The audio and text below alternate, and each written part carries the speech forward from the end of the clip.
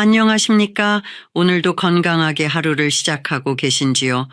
저는 지난 25년간 여러분과 같은 연세의 많은 환자분들을 진료해온 내과 의사입니다. 오늘 여러분께 꼭 말씀드리고 싶은 이야기가 있어서 이렇게 찾아뵙게 되었습니다. 바로 우리 몸속에 숨어있는 조용한 위협, 혈전에 관한 이야기입니다. 얼마 전 일입니다. 70세 할머니 한 분이 응급실로 오셨어요. 평소 건강하다고 자부하셨던 분인데 갑자기 한쪽 다리가 퉁퉁 붓고 보라색으로 변하면서 극심한 통증을 호소하셨거든요. 검사 결과 다리 혈관에 혈전이 생긴 것이었습니다. 혈전이라는 말이 어렵게 느껴지실 수도 있지만 쉽게 말해서 피떡이라고 생각하시면 됩니다. 우리 몸에서 흐르는 피가 어떤 이유로 인해 굳어져서 덩어리가 된 것을 말하죠. 이 혈전이 정말 무서운 이유는 모든 혈관 질환의 마지막 단계이기 때문입니다. 혈전이 뇌로 가는 혈관을 막으면 뇌졸중이 되고, 심장 혈관을 막으면 심근경색이 되고, 다리 혈관을 막으면 다리가 썩어 들어가는 무서운 일이 벌어집니다. 그래서 저는 혈전을 몸속의 시한폭탄이라고 부릅니다. 언제 어디서 터질지 모르는 시한폭탄 말입니다. 하지만 여러분, 너무 걱정하지는 마세요. 의학적으로 확실히 밝혀진 희망적인 사실이 하나 있습니다. 혈전으로 인한 혈관 질환의 80%는 여러분 스스로 예방할 수 있다는 것입니다. 그렇습니다. 80%요. 이것은 제가 임의로 만든 숫자가 아니라 수많은 의학 연구를 통해 입증된 사실입니다. 비만, 운동 부족, 짠 음식과 단 음식을 좋아하는 습관, 거기에 술과 담배까지 더해지면 혈전이 생기기 쉬운 환경이 만들어집니다. 하지만 이 모든 것들은 여러분의 의지와 노력으로 충분히 바꿀 수 있는 것들입니다. 제가 오늘 여러분께 들려드릴 이야기는 바로 그 80%를 지키는 방법입니다. 어려운 의학 용어나 복잡한 치료법이 아닙니다. 여러분이 매일 하시는 작은 습관들을 조금만 바꾸면 되는 간단한 방법들입니다. 앞으로 20분 동안 저와 함께 여러분의 소중한 건강을 지키는 법을 배워보시지 않겠습니까? 오늘 배우시는 내용이 여러분과 여러분 가족의 건강한 내일을 만드는 첫걸음이 되기를 진심으로 바랍니다. 그럼 먼저 혈전이 정확히 무엇인지, 왜 생기는지부터 알아보겠습니다. 사실 혈전은 우리 몸의 수호천사 역할도 합니다. 예를 들어 손가락을 베었을 때를 생각해 보세요. 상처 부위에서 피가 나지만 시간이 지나면 저절로 멈추잖아요. 바로 혈전이 달려와서 상처를 막아주기 때문입니다. 이빨을 뽑고 나서 잇몸에서 나던 피도 마찬가지예요. 혈전이 없다면 우리는 작은 상처로도 계속 피를 흘려서 큰 위험에 빠질 수 있습니다. 이럴 때 혈전은 정말 고마운 존재죠. 그런데 문제는 이 혈전이 필요한 곳이 아닌 엉뚱한 곳에 생기거나 필요 이상으로 커졌을 때입니다. 마치 화재를 끌어간 소방관이 엉뚱한 집에 가서 물을 뿌리는 것과 같다고 보시면 됩니다. 요즘은 이런 엉뚱한 혈전이 더욱 자주 만들어지고 있습니다. 바로 우리의 생활 방식 때문이에요. 세계보건기구에서는 아예 새로운 병명을 만들었습니다. 의자병이라는 이름입니다. 의자병, 말 그대로 의자에 너무 오래 앉아 있어서 생기는 병이라는 뜻입니다. 텔레비전 앞에서 하루 종일 드라마를 보시거나 책상에 앉아서 몇 시간씩 독서를 하시는 분들이 많으실 텐데요. 한 자세로 오래 있으면 피의 흐름이 느려집니다. 흐르는 강물은 맑지만 고인 물은 썩는다는 말이 있듯이 피도 천천히 흐르면 혈전이 생기기 쉬워져요. 특히 다리는 심장에서 가장 멀리 떨어져 있어서 피가 다시 심장으로 돌아가기가 어렵습니다.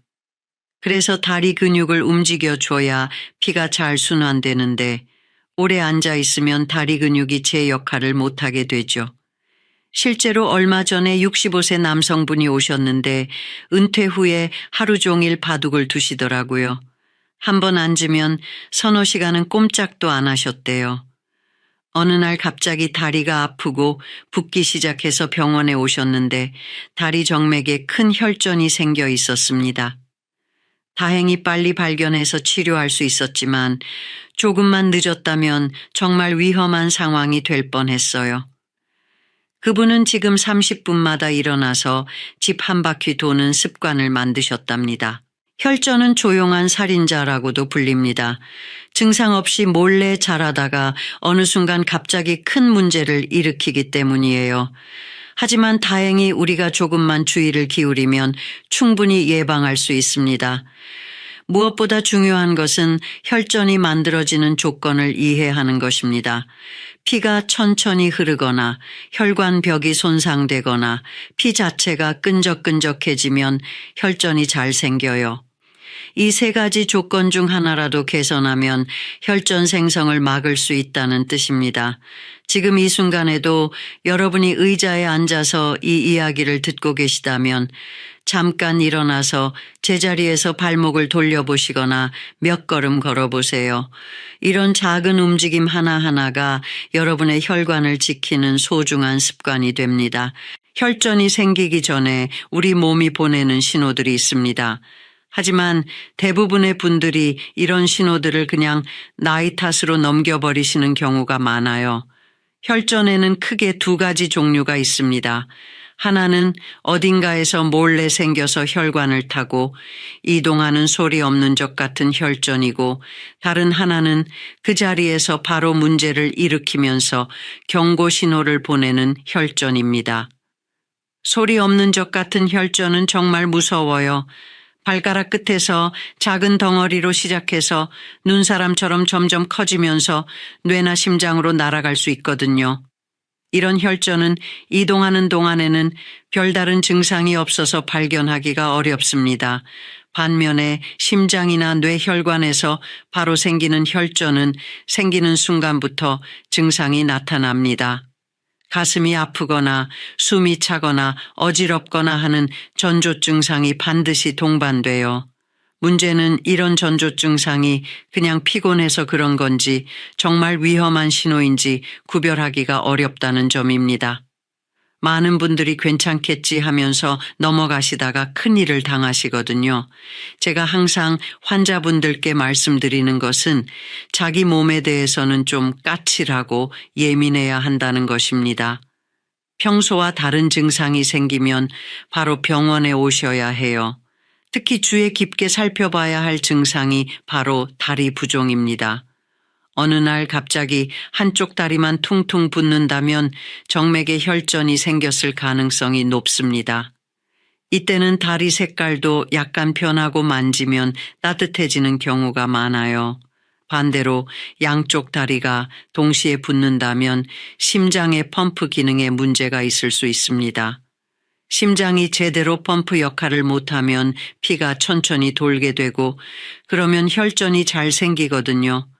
간단한 자가 체크 방법을 알려드릴게요. 양쪽 다리의 둘레를 재보세요.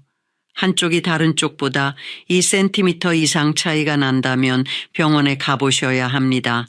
또 정강이 뼈 부분을 손가락으로 꾹 눌렀을 때 움푹 들어간 자국이 오래 남아있다면 이것도 부종의 신호예요. 여기서 잠깐 이런 유익한 건강 정보가 도움이 되셨다면 구독 버튼을 눌러주세요. 앞으로도 여러분의 건강을 지키는 소중한 정보들을 계속 전해드리겠습니다. 이제 또 다른 중요한 전조 증상에 대해 말씀드리겠습니다.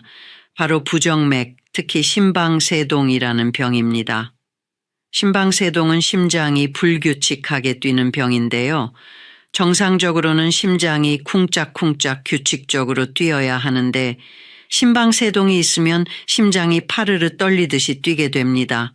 이렇게 되면 심장 안에서 피가 제대로 순환하지 못하고 고여있게 되면서 혈전이 생깁니다. 그리고 이 혈전이 뇌로 날아가면 뇌졸중이 되는 거예요. 심방세동이 있으면 뇌졸중 위험이 5배에서 10배까지 높아집니다. 72세 할아버지 한 분이 기억납니다. 평소에 가끔 가슴이 두근거린다고 하셨는데 별일 아니라고 생각하고 그냥 지내셨어요. 그런데 어느 날 갑자기 말이 어눌해지고 한쪽 팔다리에 힘이 빠지면서 응급실로 오셨거든요. 검사해보니 심방세동으로 인한 뇌졸중이었습니다. 만약 그분이 처음 가슴 두근거림을 느꼈을 때 병원에 오셨다면 충분히 예방할 수 있었을 텐데 정말 안타까웠어요. 심방세동의 증상은 가슴 두근거림, 숨참, 어지러움, 가슴 답답함 등입니다. 이런 증상들이 자주 반복된다면 꼭 심전도 검사를 받아보세요. 가끔 목이나 어깨, 턱까지 아픈 경우도 있어요.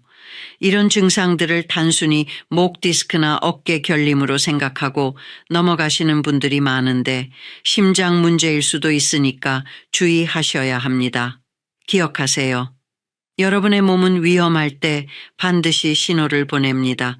그 신호를 놓치지 마시고 조금이라도 이상하다 싶으면 주저하지 말고 병원에 오세요. 조기에 발견하면 충분히 치료할 수 있습니다. 이제 혈전이 생기기 쉬운 사람들의 공통점에 대해 말씀드리겠습니다. 사실 제가 오랫동안 진료하면서 느낀 점은 혈전 환자분들에게는 분명한 패턴이 있다는 것입니다. 먼저 생활 습관부터 살펴보겠습니다. 비만이 가장 큰 문제예요. 살이 찌면 혈관에 압력이 가해지고 염증 물질들이 많이 만들어져서 혈전이 생기기 쉬워집니다. 특히 배둘레가 남성은 90cm, 여성은 85cm를 넘으면 위험 신호라고 보시면 됩니다. 운동 부족도 큰 문제입니다. 우리 몸은 움직여야 피가 잘 돌거든요. 하루 종일 앉아만 있으면 다리 근육이 약해지고 혈액순환이 나빠져서 혈전이 잘 생깁니다. 식습관도 중요한 요인입니다. 짠 음식을 좋아하시는 분들이 많으신데 염분을 너무 많이 섭취하면 혈압이 올라가고 혈관벽이 손상됩니다. 단 음식도 마찬가지예요. 혈당이 자주 올라가면 혈관벽에 상처가 생기고 그 상처 부위에 혈전이 잘 달라붙습니다. 술과 담배는 말할 것도 없죠. 술은 혈액을 끈적끈적하게 만들고 담배는 혈관을 수축시켜서 혈류를 방해합니다. 특히 담배는 한 개비만 피워도 혈관이 수축되는 효과가 몇 시간 동안 지속돼요. 68세 아저씨 한 분이 기억납니다. 평생 하루에 소주 한 병씩 드시고 담배도 한 갑씩 피우셨어요. 짜고 기름진 음식을 좋아하시고 운동은 전혀 안 하셨죠. 어느 날 갑자기 가슴을 움켜쥐고 쓰러지셨는데 심근경색이었습니다. 다행히 빨리 치료해서 생명은 구했지만 그 후로는 완전히 생활 방식을 바꾸셨어요. 금주, 금연은 물론이고 매일 산책도 하시고 식단도 완전히 바꾸셨습니다. 지금은 훨씬 건강해지셨어요. 만성질환도 혈전의 위험 요인입니다. 고혈압, 당뇨병, 고지혈증이 있으면 혈전 위험이 크게 높아집니다. 고혈압은 혈관벽에 상처를 만들고 당뇨병은 혈액을 끈적하게 만들며 고지혈증은 혈관을 막는 찌꺼기를 만들어내거든요. 특히 주의하실 점은 가족력입니다. 혈전은 정말 가족력과 밀접한 관련이 있어요.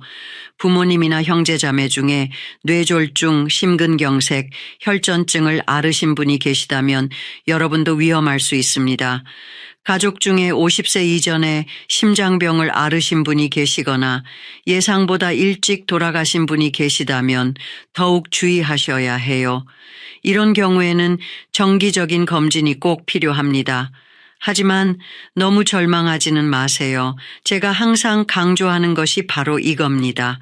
혈전으로 인한 혈관 질환의 80%는 여러분 스스로 예방할 수 있다는 사실입니다. 이것은 희망적인 메시지예요. 유전자는 바꿀 수 없지만 생활 습관은 바꿀 수 있거든요.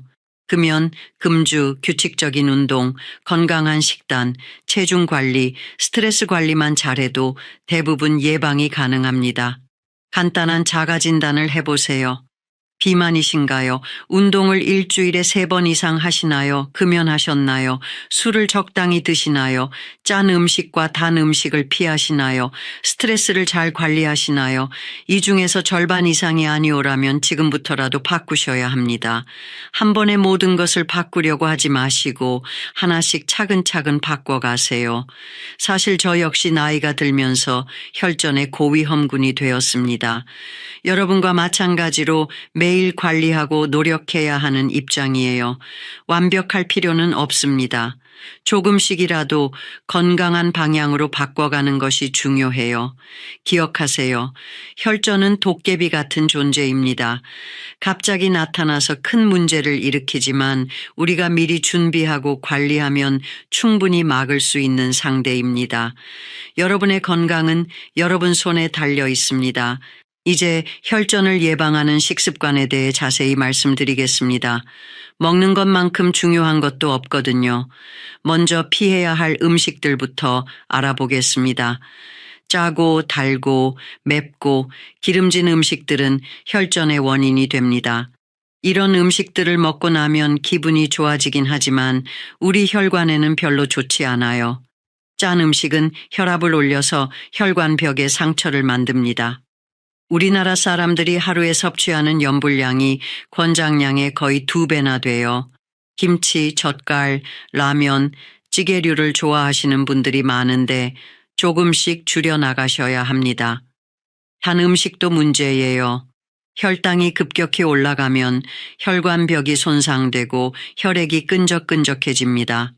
특히 시럽이나 설탕이 많이 들어간 음료수, 과자, 케이크 같은 것들은 가급적 피하시는 게 좋아요. 기름진 음식은 혈액을 끈적하게 만들고 혈관벽에 기름때를 쌓입니다. 튀김, 삼겹살, 버터 같은 것들을 자주 드시면 혈전이 생기기 쉬워져요. 하지만 저는 환자분들에게 이것도 먹지 마라, 저것도 먹지 마라 하지는 않습니다. 대신 양을 조절하고 좋은 음식들을 함께 드시라고 말씀드려요.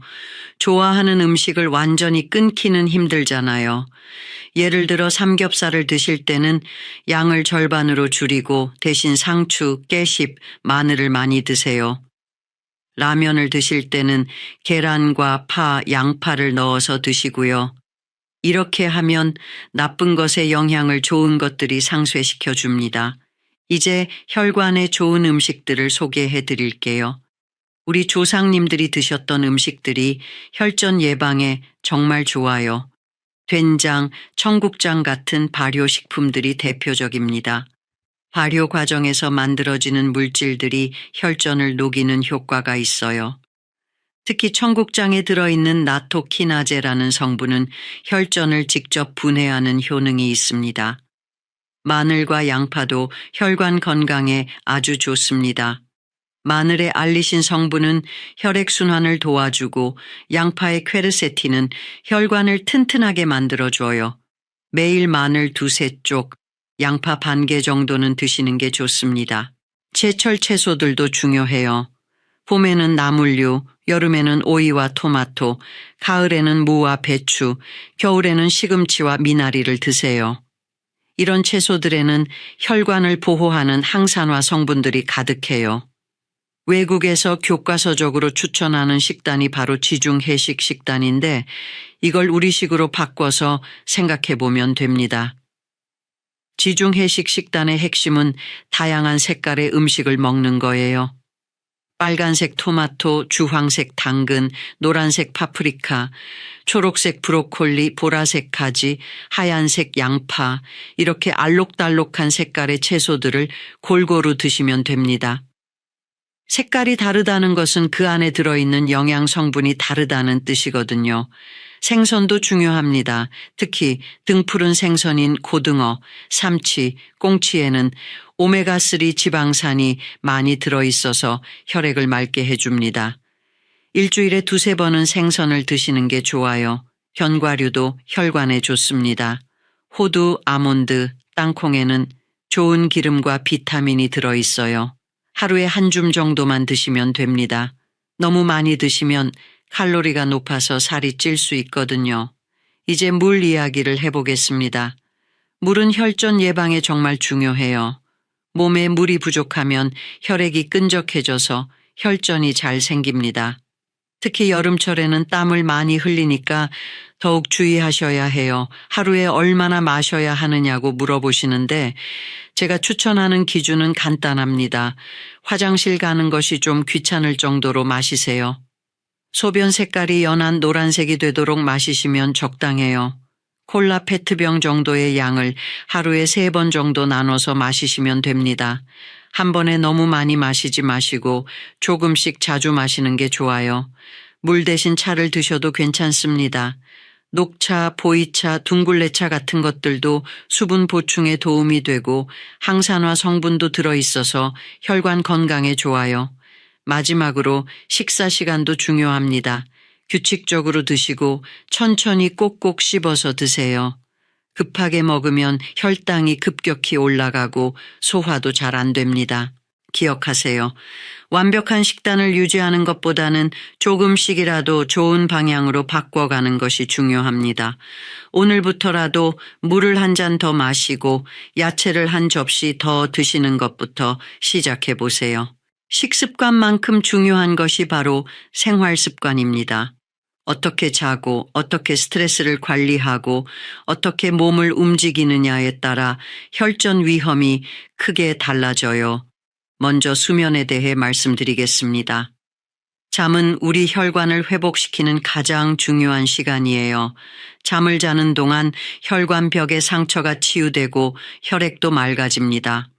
흥미로운 사실이 하나 있어요. 혈전으로 인한 심근경색이나 뇌졸중이 가장 많이 발생하는 시간대가 이른 새벽부터 오전 시간대라는 것입니다. 바로 잠에서 깨어나는 시간이죠. 이 시간대에는 우리 몸의 혈압이 급격히 올라가고 스트레스 호르몬이 많이 분비됩니다. 만약 충분히 잠을 자지 못했다면 혈관이 제대로 회복되지 못한 상태에서 이런 스트레스를 받게 되는 거예요. 그래서 규칙적인 수면이 정말 중요합니다. 하루에 7시간에서 8시간 정도는 주무셔야 해요. 너무 적게 자도 문제지만 너무 많이 자도 좋지 않습니다. 9시간 이상 자면 오히려 혈전 위험이 높아진다는 연구 결과도 있어요. 잠자리에 드는 시간도 중요해요. 늦어도 밤 11시 전에는 주무시는 게 좋습니다. 우리 몸의 생체 리듬에 맞춰서 살아야 혈관도 건강해져요. 잠자리에 들기 전에는 스마트폰이나 텔레비전을 보지 마세요.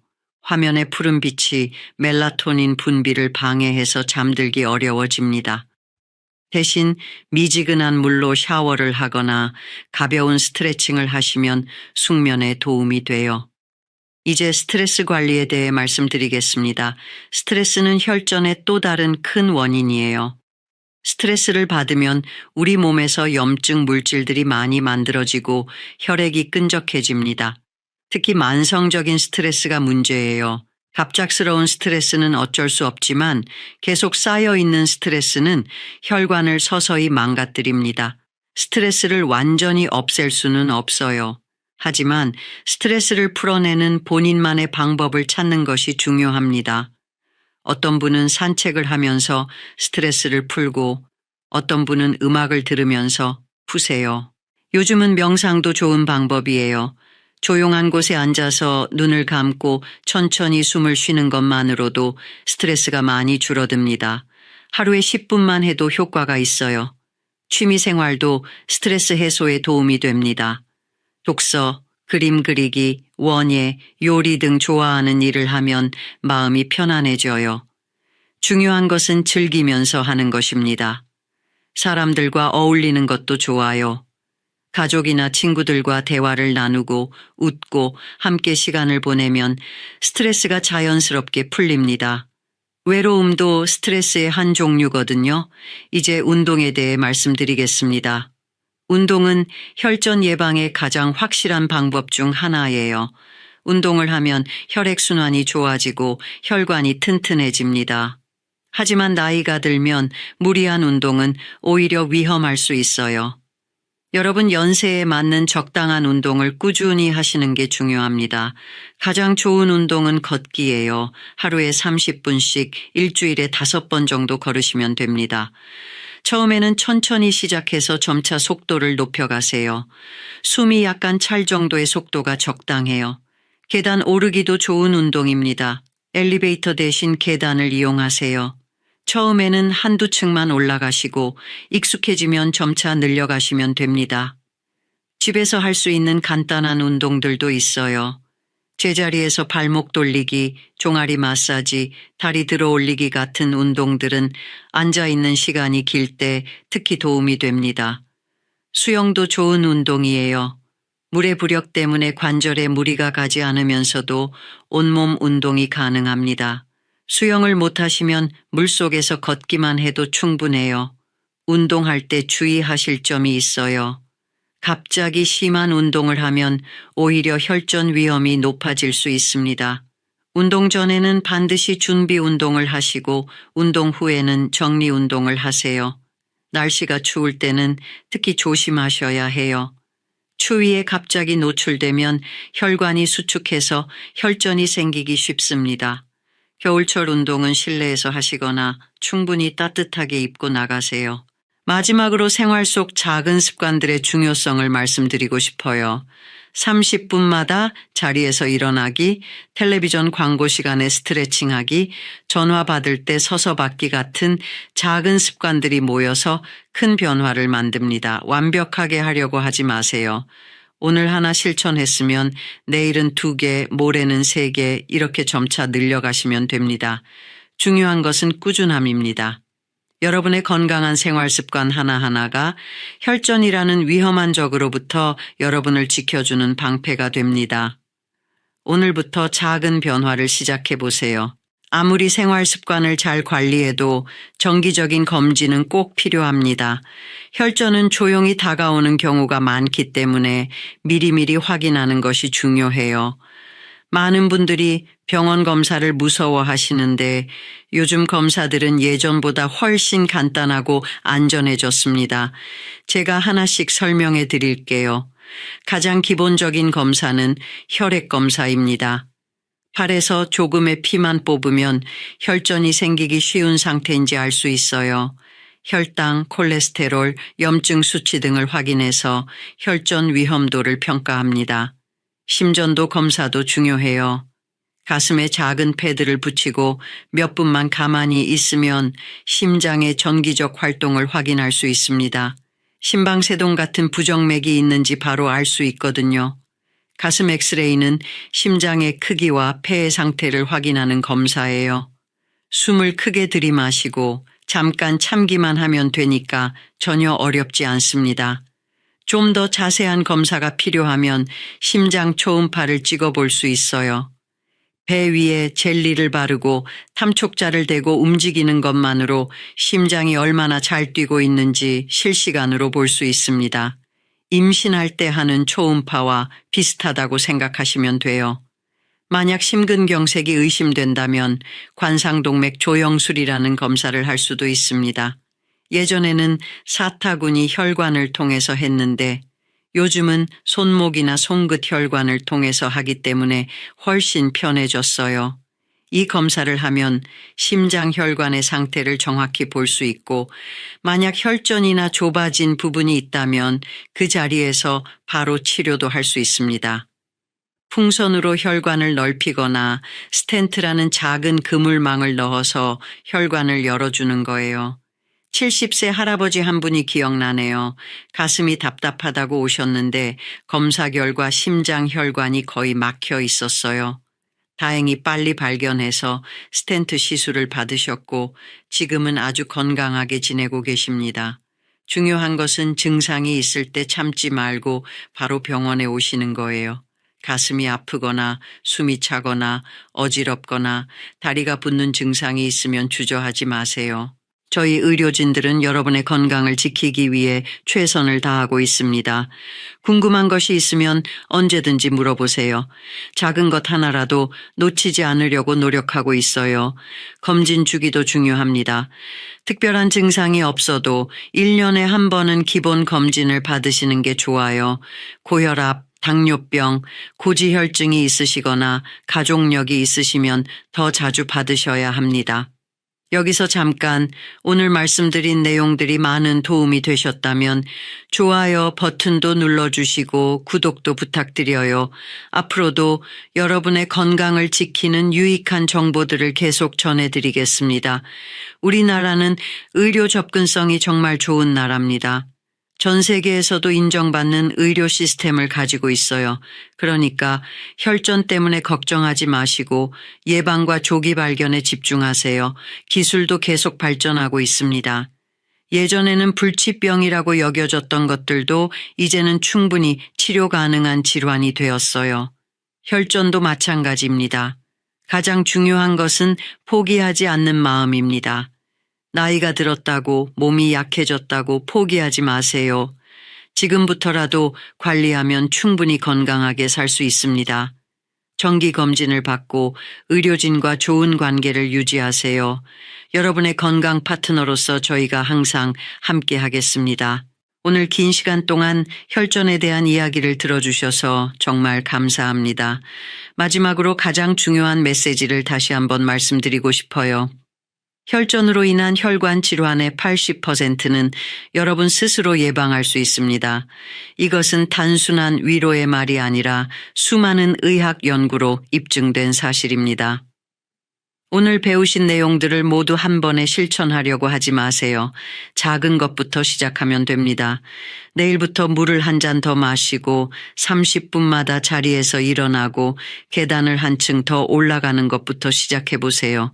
식단도 완전히 바꾸려고 하지 마시고 오늘은 야채를 한 접시 더, 내일은 마늘을 한쪽 더 이런 식으로 조금씩 늘려가세요. 작은 변화들이 모여서 큰 기적을 만듭니다. 운동도 마찬가지예요. 처음부터 매일 1시간씩 하려고 하지 마시고 일주일에 3번 15분씩부터 시작하세요. 몸이 적응하면 자연스럽게 늘릴 수 있어요. 무엇보다 여러분의 몸이 보내는 신호에 귀 기울이세요. 평소와 다른 증상이 있으면 참지 말고 병원에 오시고 정기검진도 꼭 받으세요. 제가 25년간 환자분들을 진료하면서 확신하게 된 것이 하나 있습니다. 나이는 숫자에 불과하다는 것입니다. 80세가 되어도 건강하게 사시는 분들이 많고 반대로 50세에도 건강을 잃는 분들이 있어요. 중요한 것은 나이가 아니라 지금부터 어떻게 사느냐입니다. 지금 이 순간부터 여러분의 건강한 내일이 시작됩니다. 혈전이라는 무서운 적이 있지만 우리에게는 그보다 더 강력한 무기가 있습니다. 바로 올바른 지식과 꾸준한 실천, 그리고 포기하지 않는 마음입니다. 여러분은 혼자가 아닙니다. 저를 비롯한 많은 의료진들이 여러분의 건강을 지키기 위해 함께 노력하고 있어요. 가족들도 여러분의 건강을 바라고 있고요. 마지막으로 꼭 말씀드리고 싶은 것이 있습니다. 오늘 말씀드린 내용들은 일반적인 건강 정보이며 개인의 구체적인 의학적 상담이나 치료를 대신할 수는 없습니다.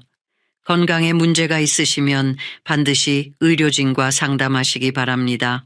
건강한 오늘 하루 보내시고 더 건강한 내일을 만들어 가세요. 여러분의 소중한 건강을 지키는 일에 제가 조금이라도 도움이 되었기를 바랍니다. 감사합니다. 안녕하세요. 저는 20여 년간 내과 진료를 해오면서 수많은 당뇨 환자분들을 만나온 의사입니다. 오늘은 여러분께 정말 중요한 이야기를 하나 나누고 싶어서 이렇게 영상을 준비했습니다. 지난주에도 한 분이 제 진료실에 오셨어요. 60대 후반 여성분이셨는데 당뇨약을 꾸준히 드시고 계시고 혈당 수치도 나쁘지 않았습니다. 그런데 그분이 하신 말씀이 아직도 제 마음에 남아있어요.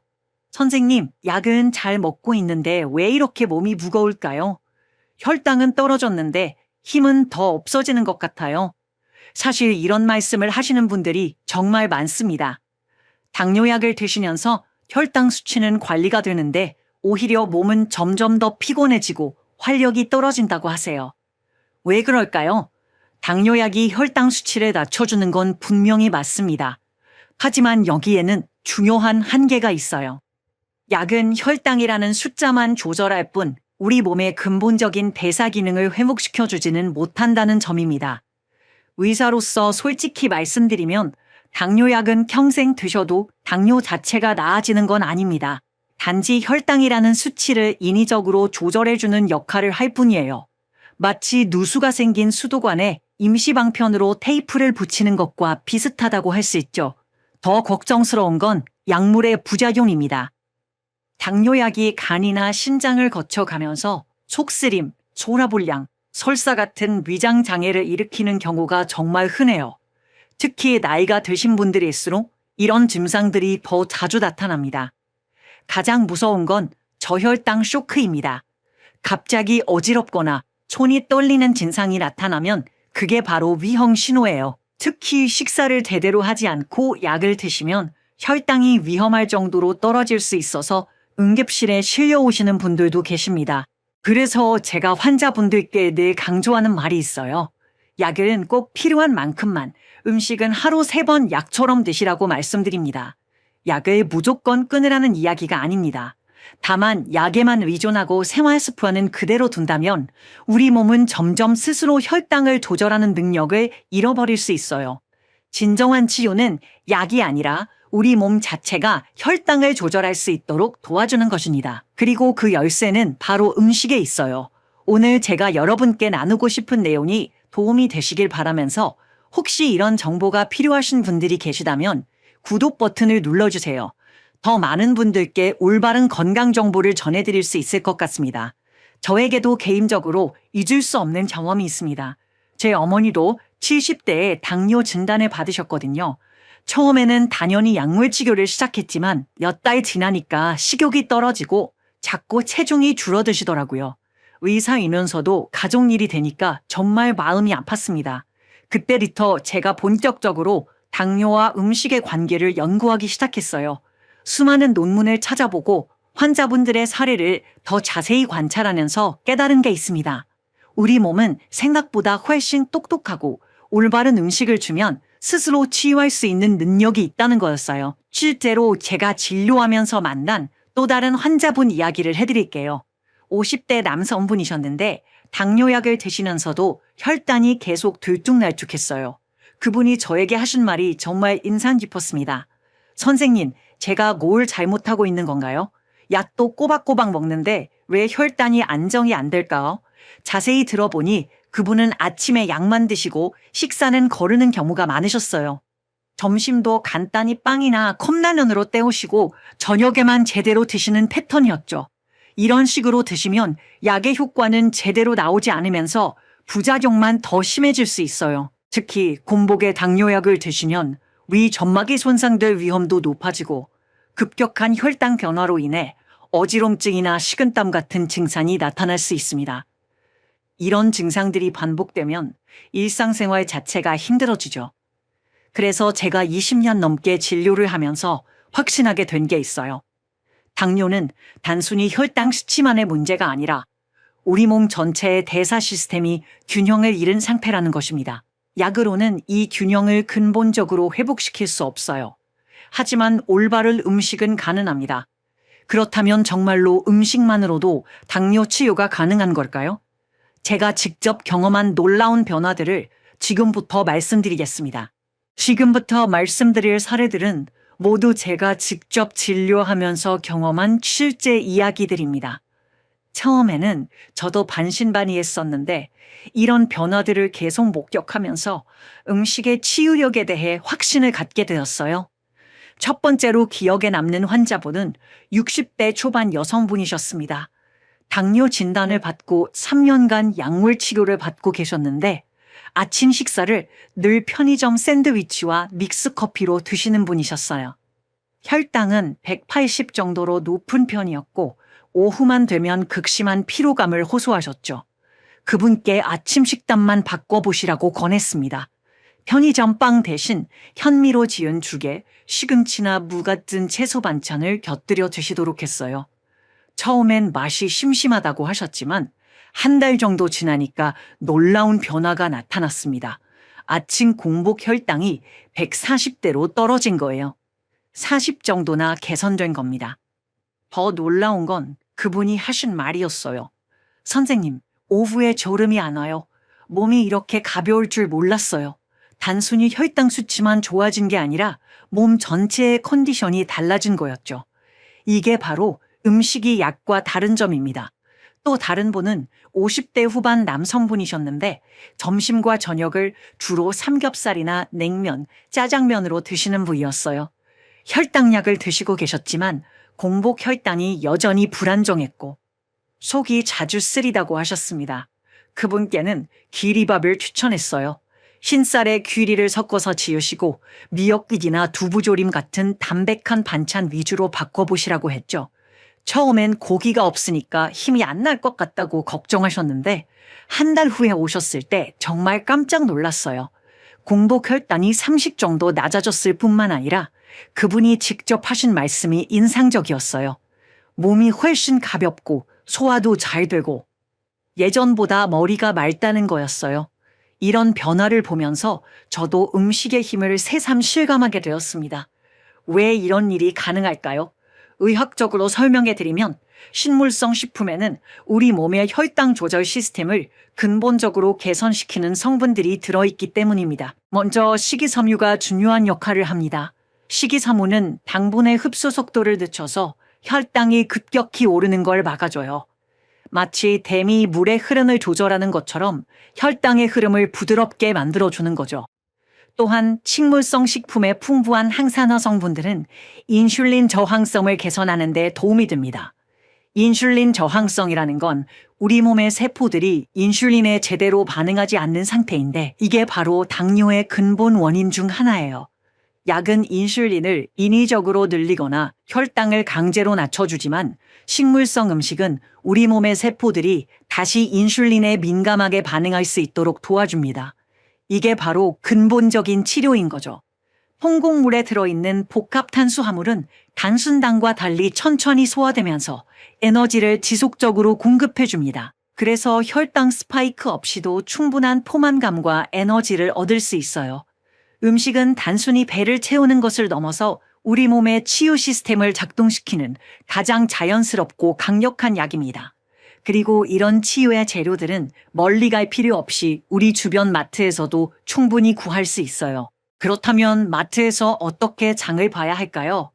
저도 의사이기 전에 한 가정의 주부이기 때문에 마트에서 장 보는 일이 일상입니다. 처음에는 당뇨 환자분들에게 조언을 드리면서도 막상 제가 장 볼 때는 별 생각 없이 했었는데 이제는 정말 꼼꼼히 보게 되더라고요. 제가 환자분들께 가장 강조하는 건 포장지의 예쁜 광고 문구보다 뒷면의 성분표를 먼저 보시라는 겁니다. 성분표에는 거짓이 없거든요. 특히 당뇨가 있으신 분들은 두 가지를 반드시 확인하셔야 해요. 첫 번째는 당분입니다. 설탕이라고 적혀 있으면 누구나 알 수 있지만 요즘은 액상과당이나 말토덱스트린 같은 이름으로 숨어 있는 경우가 많아요. 이런 성분들이 원재료 앞쪽에 적혀 있다면 그 제품은 피하시는 게 좋습니다. 원재료는 함량이 많은 순서대로 적혀 있거든요. 특히 조심해야 할 게 요거트 음료예요. 건강에 좋다고 생각하기 쉽지만 성분표를 보면 설탕이나 액상과당이 두 번째, 세 번째로 많이 들어간 경우가 대부분입니다. 한 팩에 각설탕 10개 분량의 당분이 들어있는 제품도 있어요.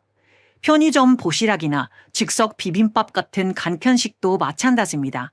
맛을 내기 위해 설탕이나 각종 감미료가 들어가는데 이런 걸 모르고 드시면 혈당이 급격히 오를 수 있어요.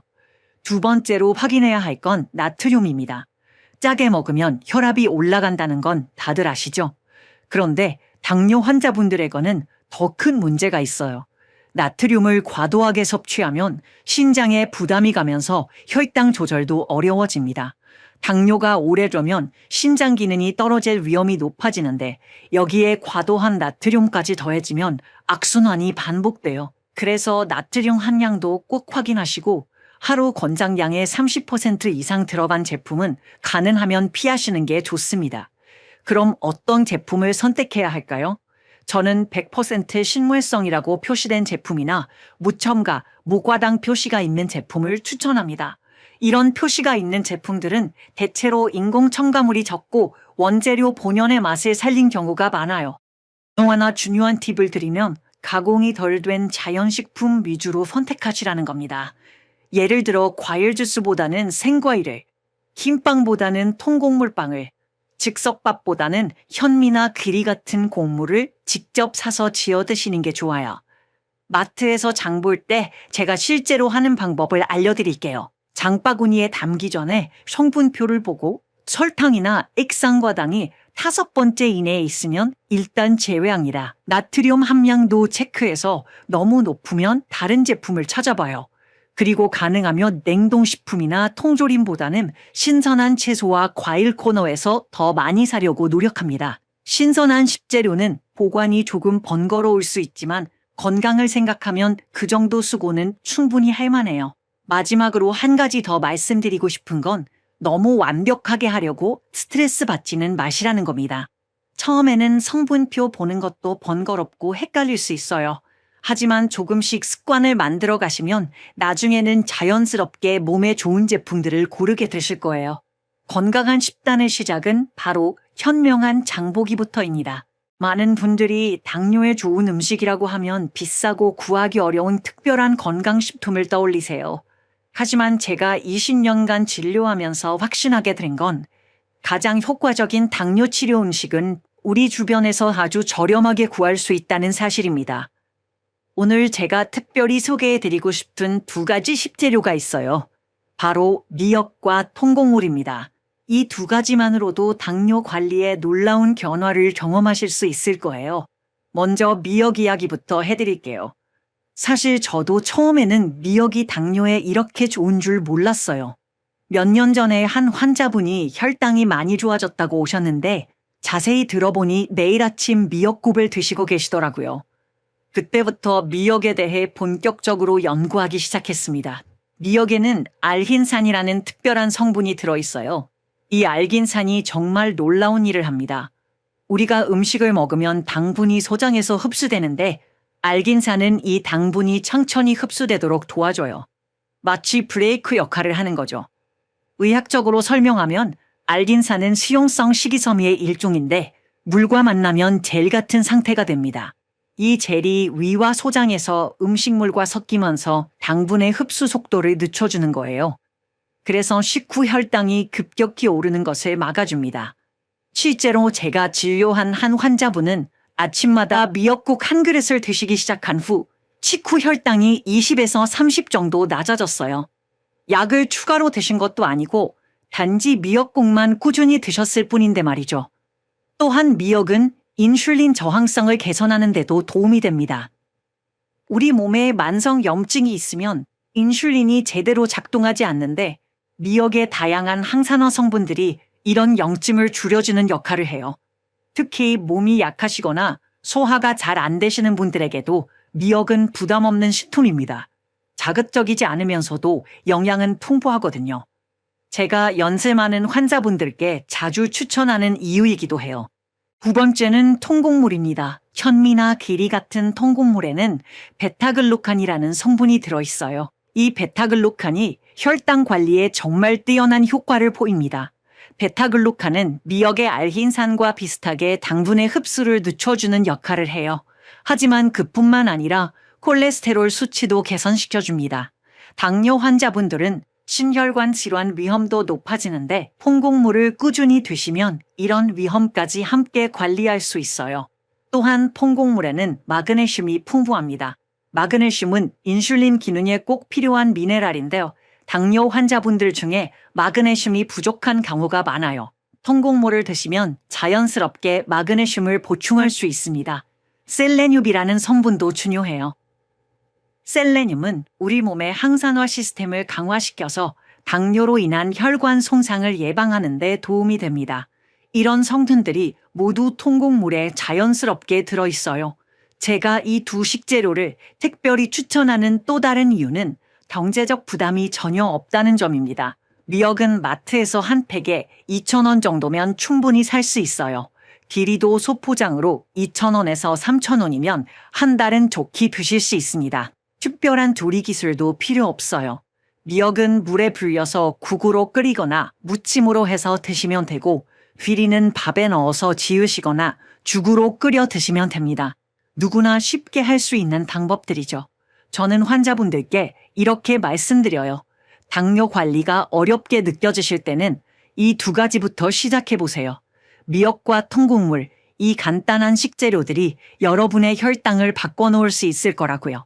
실제로 많은 환자분들이 이 두 가지만 꾸준히 드셔도 몸의 변화를 느끼신다고 하세요. 혈당이 안정되는 것은 물론이고 소화도 편해지고 전체적으로 컨디션이 좋아진다고 말씀하시죠. 의학적으로 보면 이 두 식재료는 단순히 혈당만 조절하는 게 아니라 우리 몸의 대사 기능 전체를 개선시켜주는 종합 영양제와 같습니다.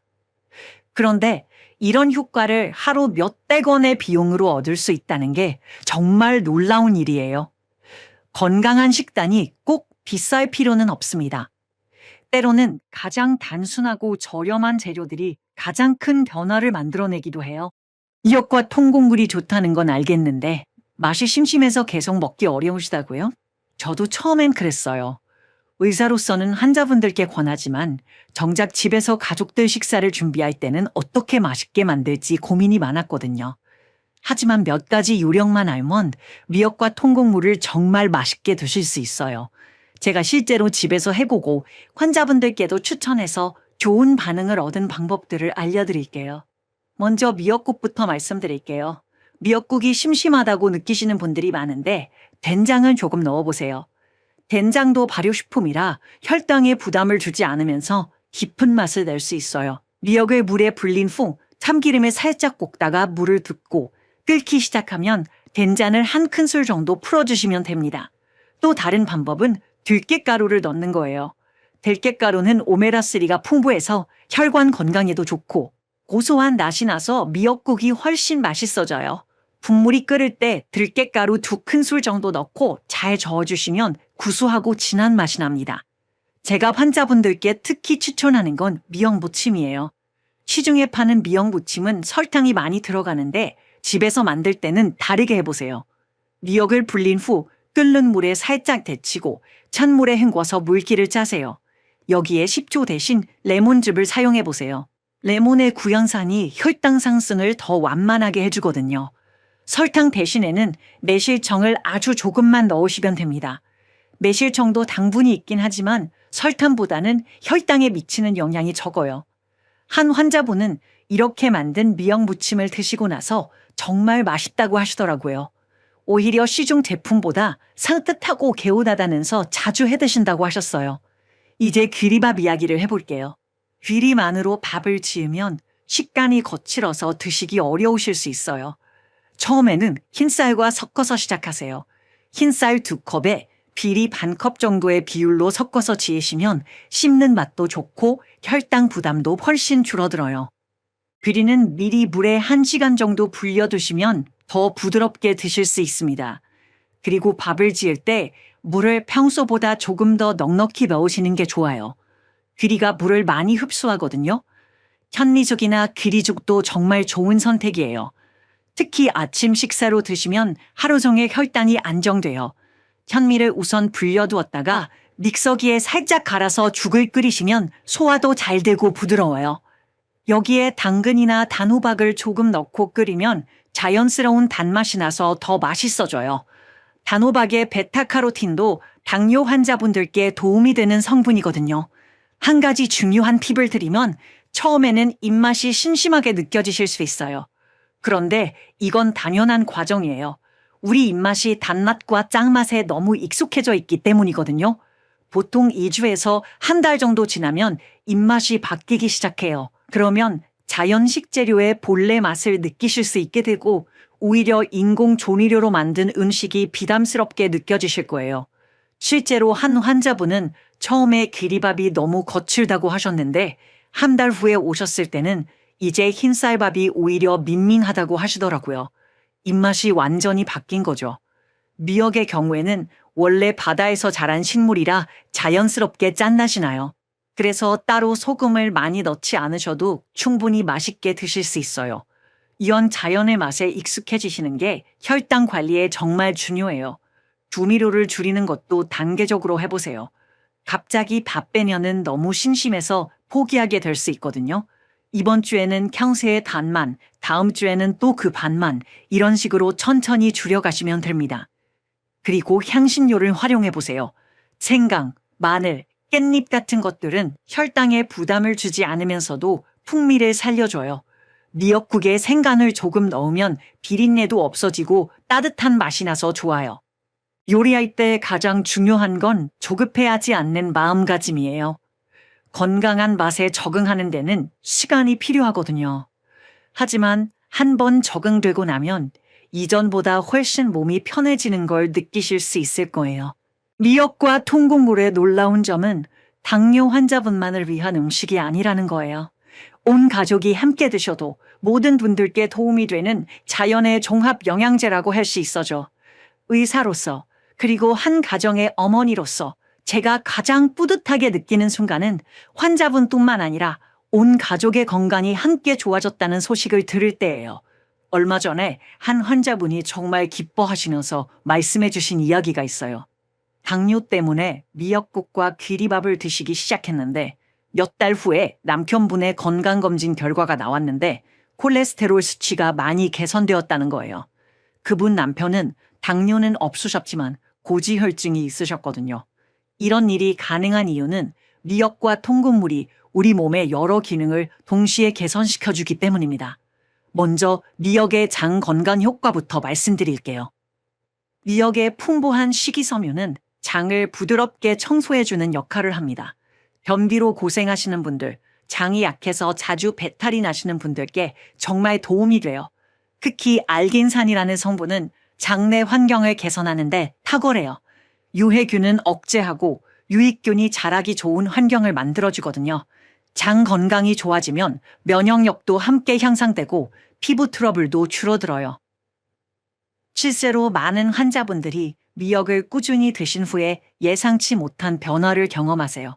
만성적으로 피곤하셨던 분들이 활력이 생겼다고 하시고 피부가 거칠었던 분들이 촉촉해졌다고 말씀하시죠. 이는 미역의 해독 효과 때문이기도 해요. 미역은 체내에 쌓인 중금속이나 각종 독소를 흡착해서 몸 밖으로 배출하는 능력이 있거든요. 현대인들은 미세먼지, 각종 화학물질에 노출되는 경우가 많은데 미역이 이런 것들을 자연스럽게 점화해 주는 거예요. 한 환자분의 따님은 대학생인데 미역국을 자주 드시기 시작한 후에 여드름이 많이 좋아졌다고 하더라고요. 피부과 치료도 받고 계셨는데 미역을 드신 뒤로 염증이 줄어들었다는 거예요. 통곡물의 효과도 정말 놀라워요. 베타글루칸이라는 성분이 혈관 속 찌꺼기를 닦아내는 역할을 합니다. 마치 혈관 청소부 같은 역할을 하는 거죠. 고지혈증이나 고혈압이 있으신 분들에게는 정말 좋은 소식이에요. 콜레스테롤 수치가 높으신 분들이 통곡물을 꾸준히 드시면 서서히 개선되는 걸 볼 수 있어요. 혈압도 안정되고요. 제가 진료하는 한 환자분 가족 이야기를 해드릴게요. 처음에는 60대 아버님이 당뇨로 오셨는데 온 가족이 식단을 바꾸셨어요. 미역국과 귀리밥을 기본으로 하고 가공식품을 줄이셨죠. 1년 후에 가족 모두 건강검진을 받으셨는데 정말 놀라운 변화가 있었어요. 당뇨가 있으셨던 아버님은 당연히 혈당이 많이 좋아지셨고 어머님은 변비가 해결되고 혈압이 안정되셨어요. 아들분은 지방간 수치가 개선되었고 딸분은 만성 피로가 많이 좋아지셨다고 하더라고요. 이런 변화가 가능한 이유는 이 식재료들이 우리 몸의 기본적인 대사 기능을 전반적으로 개선시켜주기 때문입니다. 혈당만 조절하는 게 아니라 혈압, 혈관 건강, 장 건강, 심지어 피부 건강까지 함께 좋아지는 거예요. 의학적으로 보면 이런 식재료들은 항염 효과가 뛰어나요. 만성염증이 당뇨, 고혈압, 심혈관 질환의 공통 원인 중 하나인데 자연식품들이 이런 염증을 줄여주는 거죠. 특히 중년 이후에는 가족 모두의 건강이 중요해지잖아요. 당뇨뿐만 아니라 고혈압, 고지혈증, 관절염 등 여러 가지 건강 문제들이 생기기 시작하는데 식탁 하나만 바꿔도 이 모든 걸 예방하고 개선할 수 있다는 게 정말 대단한 일이에요. 제가 환자분들께 늘 말씀드리는 건 건강한 식단은 개인의 치료를 넘어서 가족 전체의 예방의학이라는 거예요. 지금 당장 아프지 않더라도 미리미리 건강한 습관을 만들어 두시면 나중에 큰 병을 예방할 수 있거든요. 그리고 무엇보다 온 가족이 함께 건강해지는 과정 자체가 정말 의미 있는 일이라고 생각해요. 서로를 걱정하고 챙기는 마음이 건강한 음식과 함께 어우러질 때 그 효과는 배가 되는 것 같아요. 진료실에서 가장 자주 받는 질문 중 하나가 이거예요. 선생님, 라면이 정말 먹고 싶은데 절대 안 되나요? 과자는 한 개도 못 먹는 건가요? 이런 질문을 받을 때마다 저는 환자분들의 마음이 너무 잘 이해돼요. 사실 저도 의사이기 전에 사람이거든요. 가끔 야식으로 라면이 땡길 때도 있고 스트레스 받을 때 달콤한 간식이 생각날 때도 있어요. 그래서 저는 환자분들께 무조건 참으라고 말씀드리지 않아요. 중요한 건 어떻게 먹느냐예요. 똑같은 음식이라도 조금만 신경 써서 드시면 혈당에 미치는 영향을 크게 줄일 수 있거든요. 먼저 간식 이야기부터 해볼게요. 간식 자체가 나쁜 건 아니에요. 오히려 적절한 간식은 혈당을 안정시키는 데 도움이 될 수 있어요. 문제는 무엇을 선택하느냐죠. 제가 환자분들께 추천하는 간식은 견과류예요. 아몬드, 호두, 캐슈넛 같은 견과류는 단백질과 좋은 지방이 풍부해서 혈당을 급격히 올리지 않아요. 하루에 한 줌, 대략 20g 정도 드시면 괜찮습니다. 한 환자분은 처음에 견과류를 드시고 나서 이런 말씀을 하셨어요. 과자를 먹었을 때는 잠깐 달콤하다가 금세 또 뭔가 먹고 싶어졌는데 견과류를 먹으니까 포만감이 오래 가더라고요. 실제로 견과류의 단백질과 지방이 포만감을 주면서 다음 식사까지 혈당을 안정시켜 주거든요. 마트에서 견과류를 고르실 때는 꼭 성분표를 확인하세요. 설탕이나 시럽으로 코팅된 제품들이 많거든요. 무염, 무당 제품을 선택하시는 게 좋아요. 또 다른 좋은 선택은 채소칩이에요. 당근칩, 브로콜리칩, 케일칩 같은 것들요. 튀기지 않고 저온에서 구운 제품을 선택하시면 바삭한 식감도 즐기면서 식이섬유도 섭취할 수 있어요. 그런데 정말 솔직히 말씀드리면 가끔은 이런 건강한 간식보다 라면이나 과자가 더 간절할 때가 있잖아요. 그럴 때는 어떻게 해야 할까요? 라면 이야기를 해볼게요. 당뇨 환자분들이 가장 궁금해하시는 부분이에요.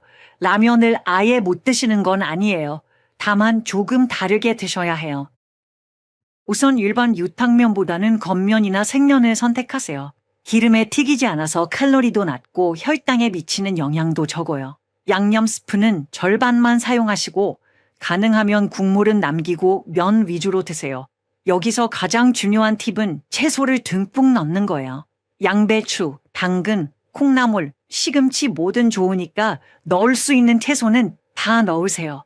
채소의 식이섬유가 면의 탄수화물 흡수를 늦춰서 혈당 상승을 완만하게 해줘요. 연두부나 부드러운 두부도 조금 넣어보세요. 단백질이 추가되면서 포만감도 커지고 혈당도 더 안정됩니다. 이렇게 해서 드시면 단순한 라면이 아니라 균형 잡힌 한 끼 식사가 되는 거죠. 한 환자분은 이 방법으로 라면을 드시고 나서 혈당을 재봤는데 평소 라면을 먹었을 때보다 훨씬 안정적이었다고 하시더라고요. 똑같은 라면인데 어떻게 먹느냐에 따라 이렇게 차이가 나는 거예요. 그리고 꼭 기억하셔야 할 건 양 조절이에요. 영양 성분표를 보실 때 1회 제공량을 확인하세요. 한 봉지 전체가 아니라 권장하는 양이 얼마인지 보시는 거예요. 대부분 우리가 생각하는 것보다 적게 적혀 있을 거예요. 제가 환자분들께 늘 강조하는 건 완벽하지 않아도 괜찮다는 거예요. 가끔 먹고 싶은 음식을 참지 못했다고 해서 자책하지 마세요. 대신 어떻게 하면 조금이라도 더 현명하게 먹을 수 있을지 생각해 보시는 거죠. 건강한 식습관이라는 게 하루아침에 완성되는 게 아니에요. 조금씩 개선해 나가는 과정이거든요.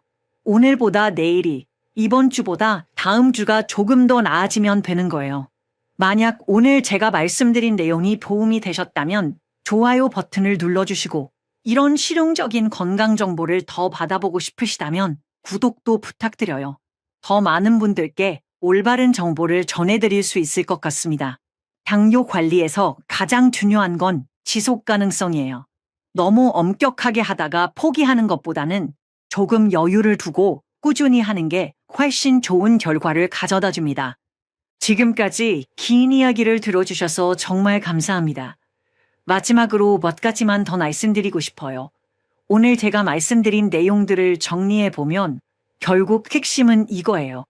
당뇨는 약만으로는 근본적인 해결이 어렵지만 올바른 음식 선택으로는 충분히 관리할 수 있다는 것입니다. 특히 마트에서 쉽게 구할 수 있는 미역과 통곡물 같은 식재료만으로도 놀라운 변화를 경험하실 수 있어요. 그런데 혹시 현미나 귀리가 너무 거칠어서 소화가 어려우신 분들이 계실 거예요. 그런 분들께는 오븐도미를 추천해드려요. 오븐도미라는 건 현미에서 겉껍질을 절반 정도만 벗겨낸 쌀이에요.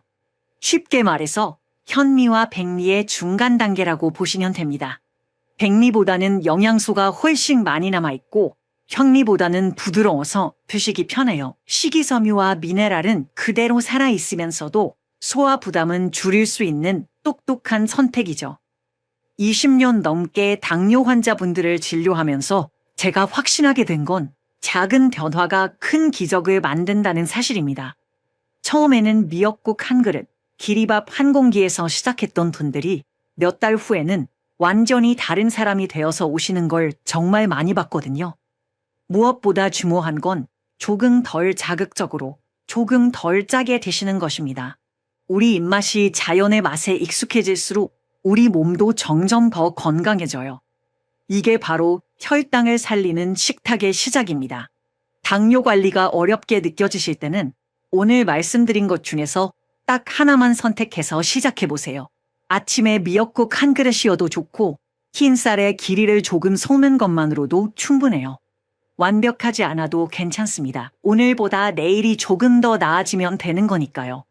제가 환자분들을 보면서 가장 안타까운 건 혼자서 너무 많은 걸 감당하려고 하시는 모습이에요. 가족들과 함께 식단을 바꿔보세요. 혼자가 아니라 온 가족이 함께 건강해지는 과정이 되면 훨씬 쉽고 즐거워질 거예요. 당뇨는 절대 혼자 이겨내야 할 병이 아닙니다. 올바른 정보와 작은 실천들이 쌓이면 충분히 극복할 수 있는 질환이에요. 제가 지금까지 많은 환자분들과 함께 경험해 온 것처럼 말이죠. 마지막으로 꼭 말씀드리고 싶은 건 오늘 제가 나눈 모든 내용은 일반적인 건강 정보이며 개별적인 의학적 조언은 아닙니다.